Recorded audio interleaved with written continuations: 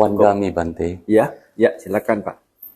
Saya mau tanya tentang kata yang terwarisi.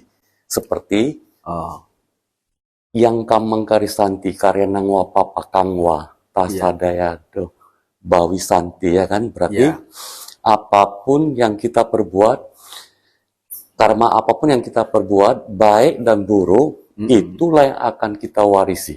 Yang warisi ini kapan? Yang Pak? Yang mewarisi? Yang mewarisi kenapa? Seperti kapan?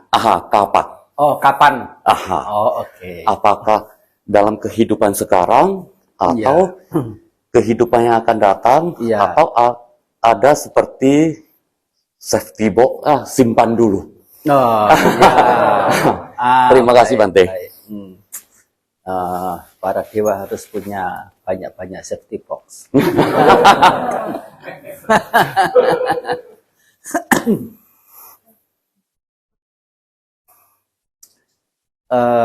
Menjadi ahli waris, ya,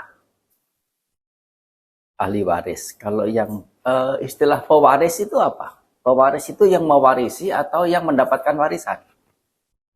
Susah ya. Ya, pewaris itu kita susah mengertinya. Harus dilihat di KBBI. Tentang itu hanya istilah saja. Artinya apa? Buah, ya, buah apapun akan kita dapatkan atas segala sebab berupa perbuatan yang kita lakukan, yang baik ataupun yang buruk. Nah, perbuatan itu memberikan buah kapan waktunya? Meskipun banyak penjelasan, khususnya rinci dalam pustaka pengulas, misalnya ada misalnya Garuka Kama, ada Acina Kama, ada apalagi Katata Kama, satu lagi lupa sudah. Ada 12 apa namanya ini pengkategorian.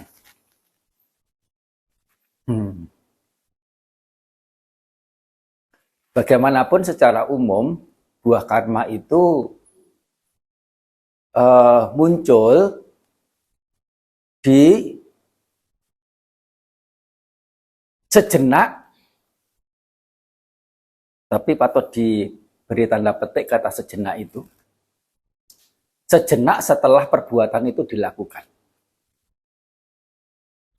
Soalnya kata sejenak itu seperti misalnya, Ibu, sekarang jam berapa ya? Saya pengen tahu. Jam 12 pas. Saat saya bertanya apakah jam 12 pas? Tidak. Ada jeda waktu antara yang bertanya, mendengar, menjawab. Itu sudah jeda waktu. Kita mengatakannya itu masih dalam skup sekarang. Sehingga ya bolehlah secara bahasa itu di waktu sekarang itu. Nah, kata sejenak itu artinya apa? Yang diberi tanda petik itu tidak lain adalah sekarang ini.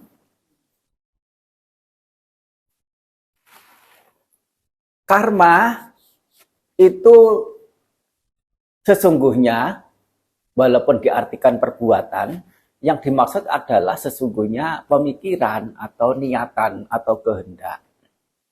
Atau faktor-faktor tertentu dalam batiniah yang mewarnai batin. Disebut karma. Misalnya, satu penyimpulan dalam pemikiran yang disertai dengan contoh yang sangat umum, dengan keserakahan, atau mungkin dengan keirihatian, atau mungkin dengan kedermawanan, atau mungkin dengan cinta kasih. Nah, itu adalah namanya faktor batiniah yang membentuk satu pemutusan. Satu pemutusan yang disebut niatan atau kehendak, itulah yang disebut dengan karma. Jadi karma itu bukan sebatas apa yang orang lihat secara mata melihat, telinga mendengar.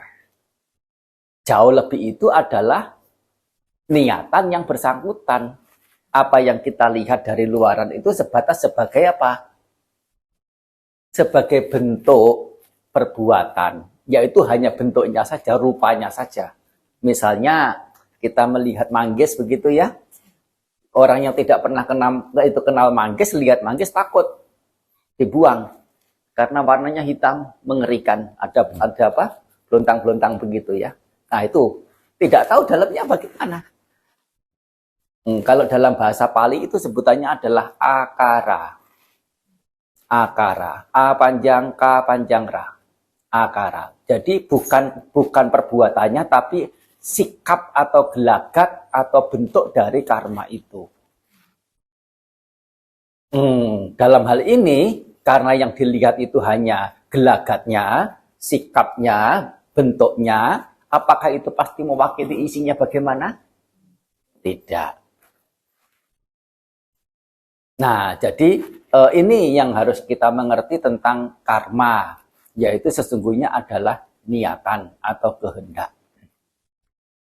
Nah, dalam ketika kehendak itu disertai dengan seperti tadi dikatakan, kalau keserakahan kebencian yang mewarnai suatu kehendak di saat yang hampir bersamaan, yang dikatakan saat ini itu, saat sekarang itu, di saat pikiran itu disertai dengan keserakahan kebencian, kegeraman, apalagi keinginan untuk membalas dendam. Hati orang itu bisa dijaga ketenangan, kelegaannya tidak. Orang yang dikuasai oleh kebencian, aku mau membenci, tapi aku tidak mau sakit, tidak mau panas, tidak mau gelisah, tidak mau tegang hati saya. Mungkin tidak.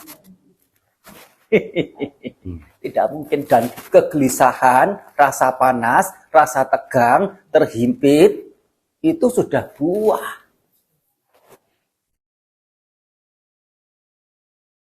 Demikian pula saat ada kedermawanan, kemurahan hati, ada cinta kasih, ada semangat dalam hal-hal yang baik, dipaksa kamu harus tertekan, kamu harus terhimpit, harus tegang. Bisa enggak? Enggak bisa juga. Itu sudah buah. Kalau ada kemurahan hati, ada orang yang membutuhkan di pinggir jalan atau di apalah dalam situasi kondisi tertentu, kita melihatnya butuh bantuan, muncul kedermawanan kita, kemudian kita memberi sesuatu, kita tidak bisa dipaksa meskipun oleh diri sendiri, sakitlah kau. Tidak bisa. Yang muncul adalah apa? Rasa agung, rasa lega, rasa leluasa, rasa besar ya, rasa besar. Itu sudah buah. Nah, terwarisi oleh perbuatan sendiri dari satu kali saja memunculkan hal yang buruk maupun yang baik sudah memberikan dampak sedemikian rupa di saat itu juga. Dan apabila itu sekian kali dilakukan, kira-kira akan menjadi kekuatan tidak? Akan menjadi kekuatan. Perbuatan memberikan kebiasaan. Ya, kebiasaan memberikan habit. Nah, habit memberikan karakter. Karakter memberikan destiny. Destiny itu apa? Takdir, nasib. Jadi habit. Habit itu artinya apa? Kebiasaan lah ya, habit ya. Habit itu dari perbuatan. Orang yang melakukan sesuatu sering-sering menjadi habit, nanti apa namanya lahirnya di mana? Lahirnya di habitat itu.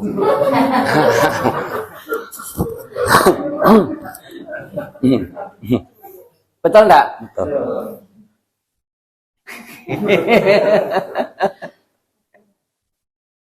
Nah, di sini mengerti bahwasanya itu akan menjadi kebiasaan, dan kebiasaan itu adalah kekuatan seperti bola salju. Tahu bola salju tidak? Bola salju itu dari puncak itu kecil saja. Tetapi kalau dia menggelinding, itu dia akan semakin padat dan semakin menarik salju yang ada di permukaan yang longgar itu. Nah, semakin lama, semakin ke bawah, semakin gelinding cepat, semakin membesar. Nah, itu namanya, ya seperti itu. Baik yang buruk maupun yang baik. Nah, hati-hati itu ya. Nah, makanya Sang Buddha mengajar karma bukan untuk menakut-nakuti.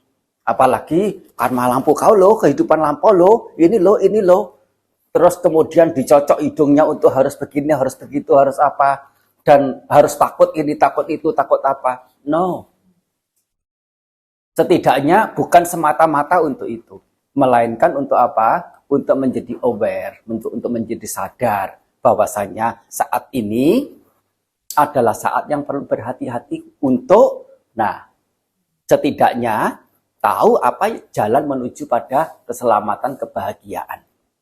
Jalan apa yang mengarah ke hal yang merugikan, yang mendatangkan derita. Lebih dari itu juga menjadi punya rasa tanggung jawab pada apa yang diri sendiri lakukan. Bukan menyalahkan si A, si B, bukan menyalahkan Tuhan, menyalahkan setan, menyalahkan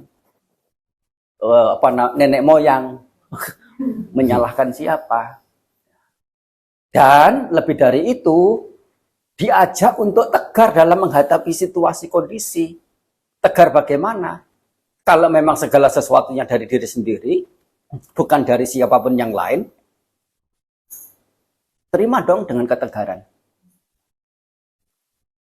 Toh bukan dari siapapun yang lain. Nah, ini sesungguhnya karma diajarkan oleh Sang Buddha. Balik pada buah karma tadi. Buahnya apakah hanya di saat seseorang itu mengerjakan saja, tetapi lebih dari itu adalah juga saat setelah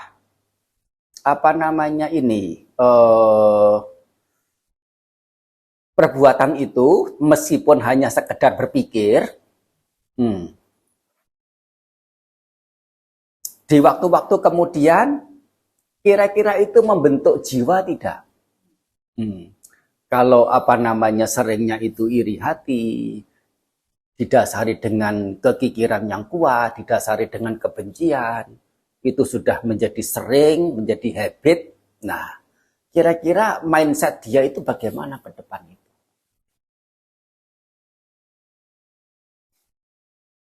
Atau cara berpikirnya itu. Dan cenderung untuk apa? Cenderung untuk negatif. Dan itu sudah buah tanpa disadari disadari ataupun tidak. Dan itu adalah buah secara dalamnya, belum buah secara luarnya. Kalau misalnya orang disertai dengan hari-hari sungut-sungut melulu karena ketidakpuasan, kebencian, karena keiri hatian, karena kekikiran, karena hal-hal yang buruk, harapan apa yang terlalu besar yang selalu membulan-bulani pikiran dia. Wajahnya kira-kira ceria, bahagia, atau muram, kusam. Iya. Diri sendiri lihat ke cermin aja, udah. Apa ini? Siapa ini? Kok aku jadi begini? Apalagi orang lain. Dan bukan hanya wajahnya saja yang tampak menjadi tidak menarik. Keluar kata-kata dari mulut dia, kita kira-kira keluar apa? Kalau hatinya itu disertai dengan hal-hal buruk seperti itu. Dan juga sebaliknya tentu, kalau diwarnai dengan hati yang baik, dengan kedermawanan, dengan rasa tahu terima kasih, tahu balas budi, punya meta, punya kepedulian. Wajahnya bagaimana kira-kira?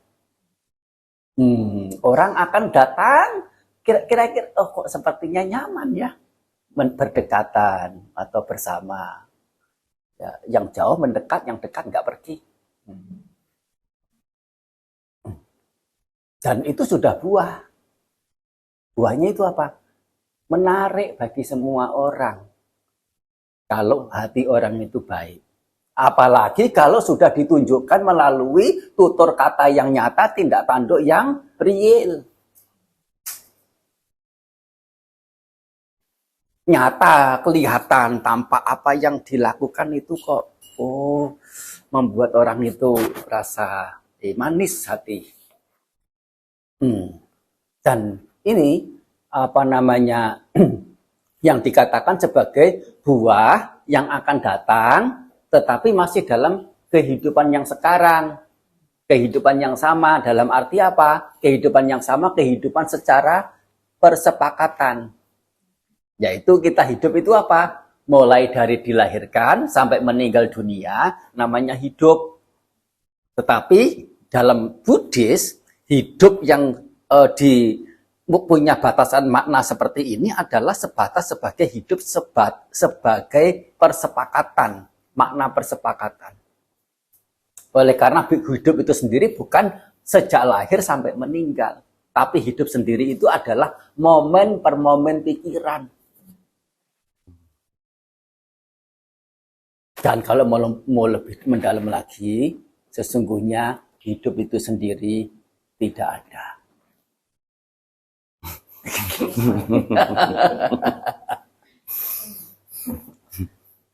Tapi ini perlu pemahaman yang lebih mendalam. Nah, cukup tahu saja dalam Buddhis menolak teori yang hidup. Hidup yang kita mengerti sebagai yang hidup itu sebatas sebagai persepakatan oleh orang yang punya pengetahuan terbatas. Nah, di sini dalam rentang waktu ke depan nanti, dalam kehidupan persepakatan, ya 10 tahun kemudian, 30 tahun kemudian, namanya akan harum tidak kalau orang itu baik hati. Dihargai orang tidak, dipuji orang tidak, disenangi orang tidak. Dua orang datang, ya, apakah dia yang satu begitu disambut dengan wajah yang senyum, disalami, digandeng, didudukkan, didengar kata-katanya, diajak bicara. Yang satu lagi padahal datang bersamaan. Yang satu lagi datang seolah-olah melihat pun tidak. Ya. Dicuekin. Kalaupun dia ngomong, yang datang itu ngomong sesuatu, kalau sedikit terlalu banyak, udah deh, jangan banyak dulu deh. Ya. Kalaupun dia ngomong benar, juga belum tentu dipercaya. Tidak adil banget si dewanya itu. Menciptakan dua orang, yang satu diperlakukan oleh yang lain sedemikian rupa, yang satunya itu diperlakukan seperti itu. Ini dewa macam apa? Kalau semuanya itu ditentukan oleh dewa.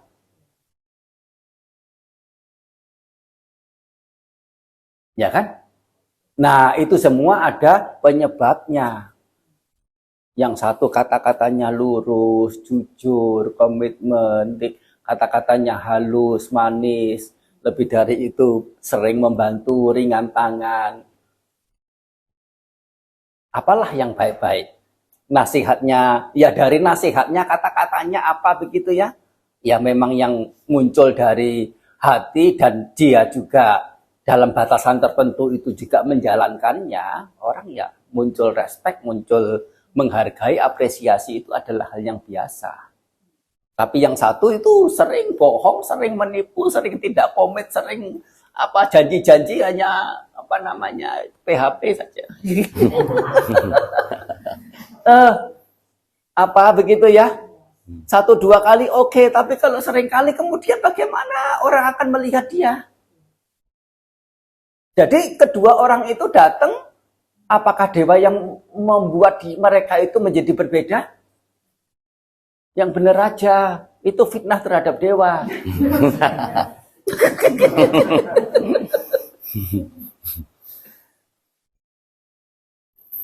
Itu sudah dapat dikatakan waktu mendatang buah-buah karma itu seseorang warisi, seseorang terima. Tapi itu sendiri masih dapat dikategorikan sebagai buah di waktu sekarang. 10 tahun, 20 tahun, kehidupan 30 tahun kemudian. Mengapa dikatakan buah pada waktu sekarang? Masih dalam kehidupan yang sekarang ini. Jadi yang namanya waktu itu seperti sesuatu yang sangat-sangat tiada ketentuan yang pasti, sifatnya sangat-sangat relatif. Kapan sekarang, kapan nanti itu relatif sekali. Ya. Ya, apa namanya? Biasa kan kita ditanya, ditelepon, udah sampai mana kamu? Ya, ini sedang jalan. Ya. Padahal jalan dari kamar mau keluar. Belum masuk ke mobil. Iya.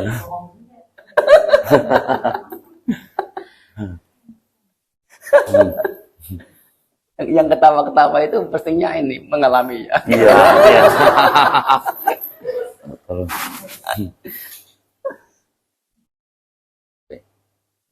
Nah, kehidupan mendatang itulah yang agak sulit untuk disimpulkan sebagai kapan, yaitu saat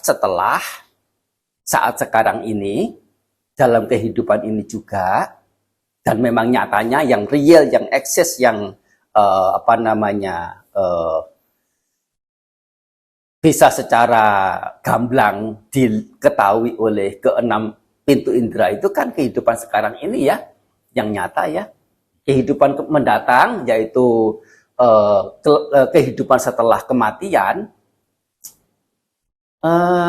boleh dibahas tapi untuk didengar saja. Tapi maaf itu karena memang kita sama-sama tidak tahu ke depan itu nanti akan lahir lagi atau tidak. Iya. Ya toh? Walaupun itu dikatakan nanti setelah kematian sebelum menuntaskan atau memotong akar perbuatan pasti akan berbuat. Dan selama masih ada perbuatan, akan memberikan hasil buah. Jadi ajaran Sang Buddha itu adalah, secara puncaknya adalah ajaran untuk memutus karma. Memotong karma supaya apa? Tidak ada buah-buah di alam bahagia, alam menderita.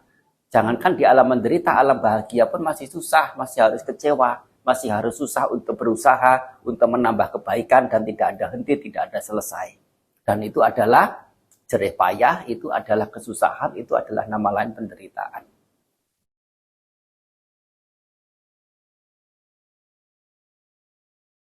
Nah, balik lagi tentang kehidupan mendatang, sehingga dalam hal ini terhadap kehidupan setelah kematian tidak perlu dibesar-besarkan. Yang penting adalah nyata saat mendatang dalam kehidupan ini juga. Apabila itu nyata memberikan hal yang positif, kenapa tidak untuk dilakukan? Jika nyata itu merugikan diri sendiri, kenapa tidak untuk dihindari? Enough, cukup di situ. Tentang kehidupan mendatang, jika tidak ada, setidaknya kehidupan ini sudah merasakan, sudah memilih yang terbaik. It's okay kalau kehidupan mendatang ternyata tidak ada. Tapi kalau ada, kemana larinya? Nggak akan lari jauh-jauh. Kalau selama di dunia ini, yang dilakukan, yang difokuskan adalah hal-hal yang bajik, hal-hal yang mulia. Mau kemana? Tetapi kalau kehidupan mendatang itu juga betul-betul ada, keburukan yang dilakukan, ya jangan mohon-mohon. Selama hidup berbuat buruk, ya mohon, ya bagaimana supaya diampuni segala dosanya. Mau enak sendiri. Mau enak sendiri. Nah, dikatakan buah karma itu untuk kehidupan mendatang, jika kehidupan mendatang itu ada, atau setidaknya percaya ada, berbuahnya bukan hanya untuk kehidupan mendatang saat setelah kematian itu, tetapi sekian kali kehidupan, sekian puluh kali kehidupan, sekian ratus kali kehidupan untuk satu perbuatan. Jangan main-main. Itu yang namanya konsekuensi karma. Beda dengan hukuman dari perbuatan. Kalau hukuman itu dari sosok tertentu. Bersalah apa? Dihukum jangka waktu berapa? Didenda apa? Setelah dendanya dibayar, dilunasi, hukumannya sudah dijalani, selesai. Menjadi orang yang normal seperti biasa. Tapi yang namanya konsekuensi ini tidak bisa disamakan dengan hukuman pihak-pihak tertentu. Hukuman sudah selesai gara-gara permisi bicara, ya kecurangan tertentu lah, atau ketidakbagusan tertentu. Sudah menjalani hukuman 3 tahun. Setelah keluar dari penjara, daftar ke sana ditolak, daftar ke sini ditolak, mau bergaul kemana dijauhi, ya diremehkan, bisik-bisik, ya rasanya bagaimana itu? Itu seseorang datang gitu ya, kemudian yang lainnya itu dia itu melihat, rasanya gimana itu? Meskipun 3 tahun dia sudah menjadi orang normal, 3 tahun sudah dia jalani itu, selesai sudah, dia punya hak untuk bersama dengan masyarakat. Tapi itu tidak bisa dengan yang namanya hukum alam, yang namanya konsekuensi. Buah perbuatan.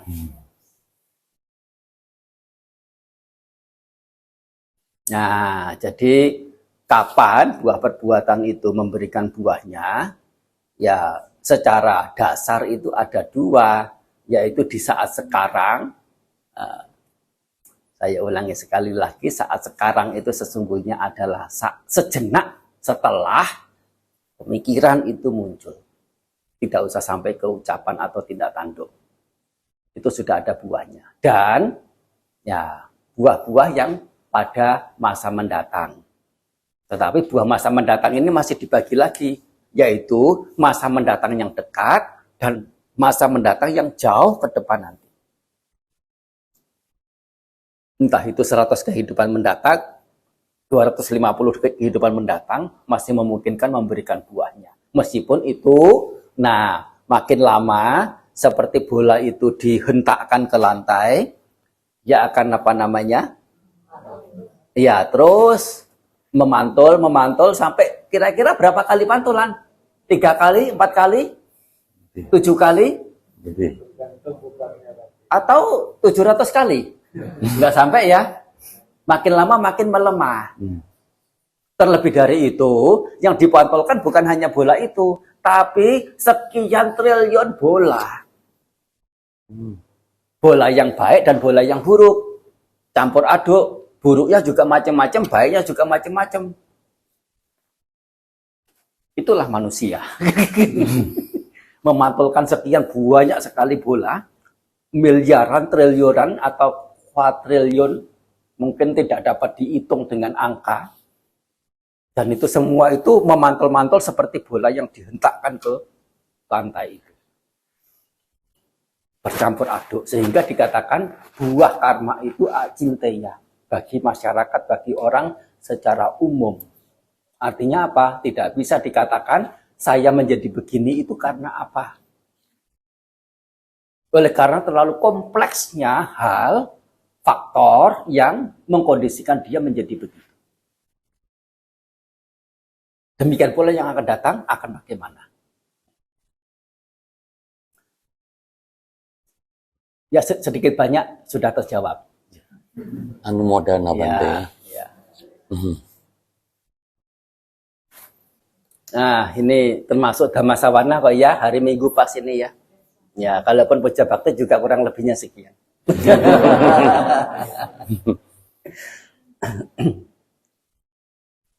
Sapitiyo wiwajantu